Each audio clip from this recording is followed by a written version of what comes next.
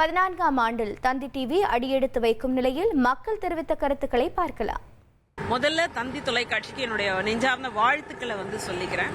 ஒரு அடிநிலையிலிருந்து வளர்ந்து வரக்கூடிய ஒரு பத்திரிகை, அதுக்கப்புறமா தொலைக்காட்சியாக ஒரு பரிணாம வளர்ச்சி அப்படிதான் நான் பார்க்கிறேன்.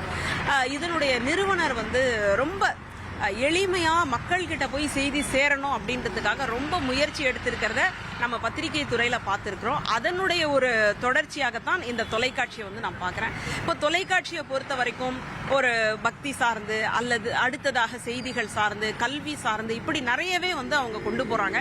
இது எல்லாத்தையும் ஒரு ஆரோக்கியமான சூழலா தான் பார்க்கிறேன். இப்ப எல்லாருமே சோசியல் மீடியா, இன்ஸ்டாகிராம் பாக்குறோம். ஆனா நான் சின்ன வயசுல இருந்து டிவில நியூஸ் பார்த்தேன்னா தந்தி தான் பார்ப்பேன்.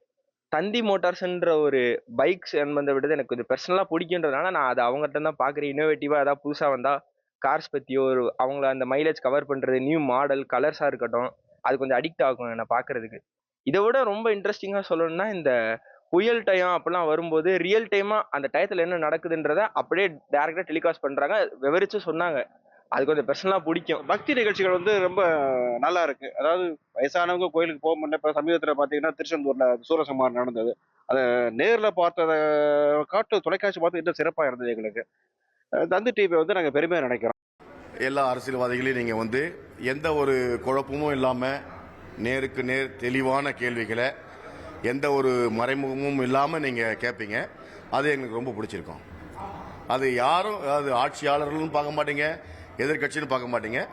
எல்லாரையும் சமமான பார்வையோடு நீங்கள் பார்த்து கேள்விகள் எங்களுக்கு ரொம்ப பிடிச்சிருக்கு. இப்போ சமீபத்தில் பார்த்தீங்கன்னா இந்த அமெரிக்காவில் போய் நீங்கள் ஒரு பேட்டி எடுத்துருந்தீங்க, மிக அருமையாக இருந்துச்சு. அது ஸ்டூடெண்ட்ஸுக்கு ரொம்ப ரொம்ப முக்கியமாக இருந்துச்சு. அதில் அவர் நெப்போலியன் கொடுத்த பேட்டியும், அமெரிக்காவில் இருக்கக்கூடிய மிகப்பெரிய பணக்காரர் ஒருத்தர் தமிழ்நாட்டுக்காரர் அப்படிங்கிற விஷயம் எனக்கு ரொம்ப பிடிச்சிருந்தது. என்ன படிக்கணும், மாணவர்கள் என்ன படித்து என்ன ஃப்யூச்சர் இருக்குது, அப்டேட் என்னெல்லாம் பண்ணிக்கணும், ஏஐ பற்றி படிக்கணும், அதையும் தாண்டி அமெரிக்காவில் குவாண்டம் கம்ப்யூட்டிங் வந்துருச்சு அப்படிங்கிற நிறைய விஷயங்கள் அதில் சொன்னாங்க. அது ரொம்ப மாணவர்களுக்கு ரொம்ப யூஸ்ஃபுல்லாக இருந்துச்சு. நானும் பார்த்து இவ்வளோ விஷயம் தந்தி டிவி அமெரிக்கா வரைக்கும் போய் இவ்வளோ பெரிய நல்ல விஷயத்தை சொல்லியிருக்குன்னு படிக்கும்போது ரொம்ப சந்தோஷமாக இருக்குது. தந்தி டிவிக்கு என்னுடைய பாராட்டுகள். தந்தி சேனல் நாங்கள் ரொம்ப வருஷமாக பார்த்துட்டு இருக்கோம். கிட்டத்தட்ட ஒரு 10-15 வருஷமாக நாங்கள் பார்த்துட்டு தான் இருக்கோம். எனக்கு விவரம் தெரிஞ்சு நியூஸ் சேனல் பார்க்கறது நான் தந்தி சேனல் தான் பார்த்துட்டு இருக்கேன். உடனே நியூஸ் அப்டேட் ஆகுது. பத்தாவதுக்கு சீனியர்ஸ் எல்லாத்தையும் நல்லா டெவலப் பண்ணி சொல்கிறாங்க. ஒரு நியூஸையே நல்லா டெவலப் பண்ணி சொல்கிறப்ப எங்களுக்கு ரொம்ப நல்லா அப்சர்வ் ஆகுது. எனக்கு ரொம்ப பிடிச்ச சேனல் தந்தி சேனல். காலையில் அதுக்கு பேர் தந்தின்னு வச்சுருக்கோம். ஏன்னா இந்த மழை காலங்களில், இந்த எலெக்ஷன் டைமில் இதெல்லாம் இந்த ஃப்ளாஷ் நியூஸ்னு ஓடுறது, இந்த பசங்களுக்கு இந்த மழை காலத்தில் லீவுன்னு அலௌன்ஸ் பண்ணுறது ஃபஸ்ட்டு தந்தியாக தான் இருக்கும். அதை பார்த்தா தான் நம்ம பசங்களை அலர்ட் பண்ணுறதா சரி கொஞ்ச நேரம் இருக்கலாம்னு சொல்லி அவங்களை விட்டுருவோம். அது மாதிரிலாம் அது தந்தி டிவி ரொம்ப ஹெல்ப்ஃபுல்லாக இருக்குது. இந்த டிவி சேனல்லையே எங்களுக்கு ஃபேவரட்டானது தந்தி டிவி தான். இனி செல்லும் இடமெல்லாம் செய்தி.